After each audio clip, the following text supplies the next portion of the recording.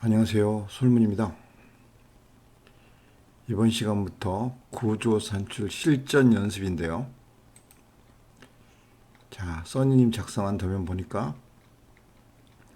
철근을 이렇게 그렸습니다.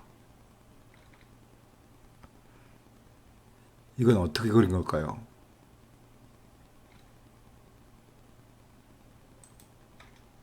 자, 이게 이제 기초인데요. 상당히 모양이 복잡하게 되어 있네요. 이 기초를 복사해 보겠습니다. 그래서 샘플을 가져보겠습니다. 붙여넣기 해볼까요? 이것도 교육입니다. 이렇게 된 것입니다. 저는 설명하느라 간단하게 그렸지만 실제 기초는 이렇게 생긴 기초도 많이 있다는 얘기죠. 자, 이것은 기초보다 조금 더 크게 그린 것인데요. 정착까지 포함해서 그린 것입니다. 이렇게 그리면 철근을 다이렉트로 그릴 수가 있는데요. 이곳에 철근 그리는 방법은 어떻게 할까요? 골조적선에 쭉 보시면 공간 배근 작선의 기능이 있습니다. 클릭을 하고요. 클릭을 하고 이건 계산기고요. 계산기 연습장이고요. 수평 수직 철근이 있습니다. 간격과 계소가 있는데요. 예, 간격이겠죠? 200 간격입니다. 번호입니다. 수평 철근. 이렇게 그려진 수평 철근이죠. 보통 여기서는 주근이 되겠습니다. 사이즈가 얼마인지 적는 것입니다. 만약 16mm, 수직이 19mm 이렇게 적을 수 있겠죠. 그리고 이게 상부근, 하부근도 표현할 수 있을 거고요. 이게 철근 색깔입니다. 빨간색으로 그린 철근은 수평철근, 기초 수평철근이다 이런 뜻입니다. 노란색으로 그린 철근은 수직, 부근이다, 아니 주근이다 이런 뜻입니다. 이렇게 해서 폴리선으로 그리겠다. 눌러볼까요? 이렇게 철근 그려진 것입니다. 좀 가늘게 보면 이렇게 되는 거죠. 이렇게 산출한 것이 기초와 슬라브입니다. 기초와 슬라브는 이렇게 그리는 게 제일 빠르고 편하고 쉽습니다. 물론 당연히 정확하고요. 이것을 그대로 이음을 반영하기 때문에 이음을 완벽히 산출할 수 있습니다. 이것만 이해하시면 기초, 그러니까 매트 기초, 독립 기초, 슬라브 복백은, 옹벽, 계단, 산출 공부가 끝나는 것입니다. 이렇게 산출하는 방법이 있고 변수를 입력해서 산출하는 방법이 있다는 뜻입니다. 예를 들어서 자, 복사해 볼게요.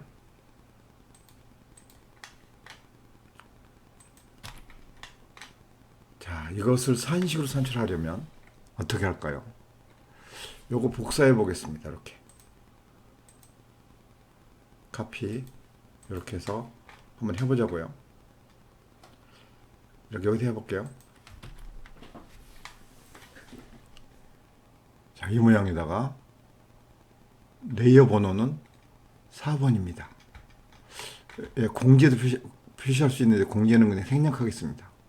레이어 번호 4엔터입니다. 이렇게 하고요.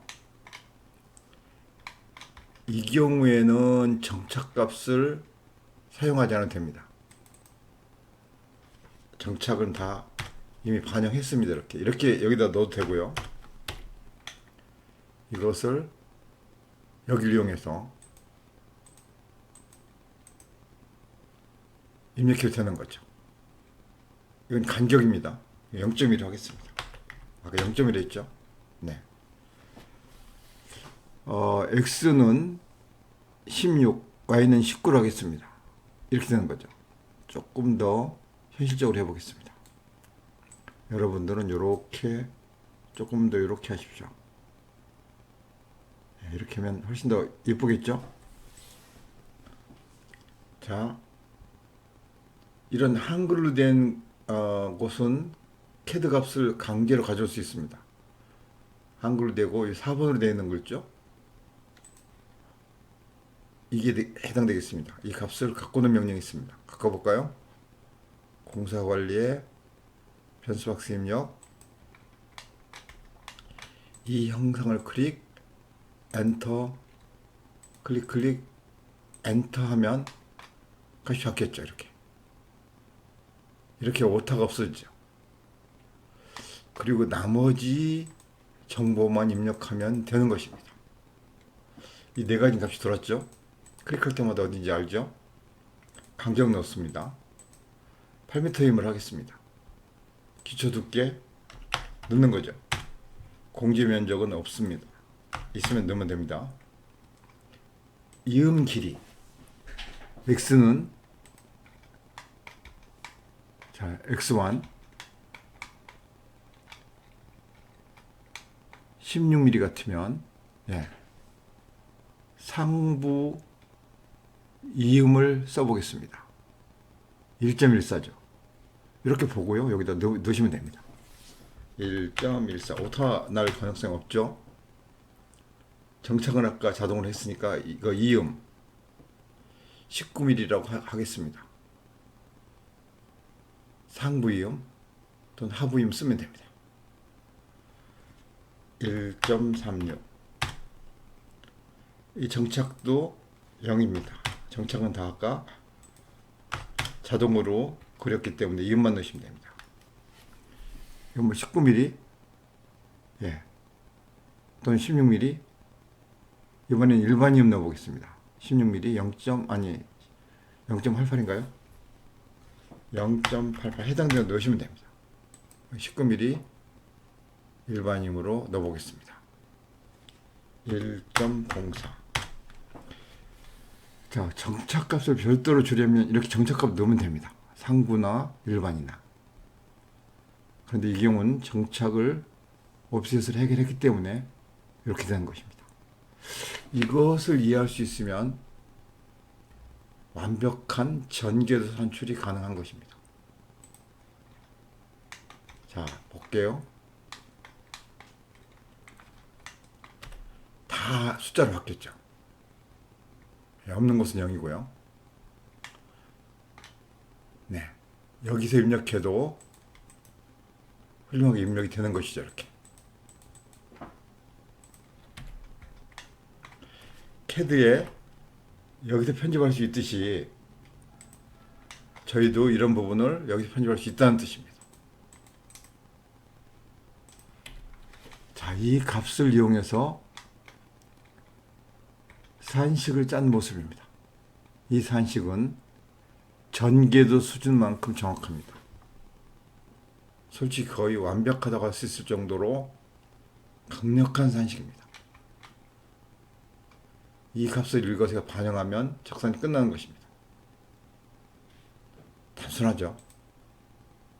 409 클릭 엔터 클릭 엔터 이게 다 숫자로 바뀌었습니다.